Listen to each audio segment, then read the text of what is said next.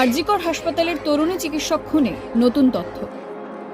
পারিপার্শ্বিক তথ্য প্রমাণ ও ময়নাতদন্তের প্রাথমিক রিপোর্ট দেখে পুলিশের অনুমান সম্ভবত চিকিৎসককে খুন করে তারপর ধর্ষণ করা হয়।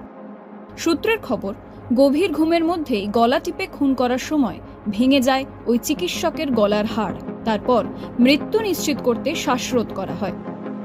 পুলিশ সূত্রে খবর, ময়নাতদন্তের প্রাথমিক রিপোর্ট অনুযায়ী ওই চিকিৎসকের দু চোখ এবং মুখ দিয়ে রক্তপাত হওয়ার চিহ্ন মিলেছে। রক্ত পাওয়া গিয়েছে যৌনাঙ্গেও। আঘাতের চিহ্ন মিলেছে গলা, নাক, মুখ, পেট, ঠোঁট, ডান হাতের অনামিকা, বাঁ পা এবং বাঁ গোড়ালিতে। এখানে প্রশ্ন উঠছে, শরীরের 11টি জায়গায় আঘাত করা কি একজনের পক্ষে সম্ভব?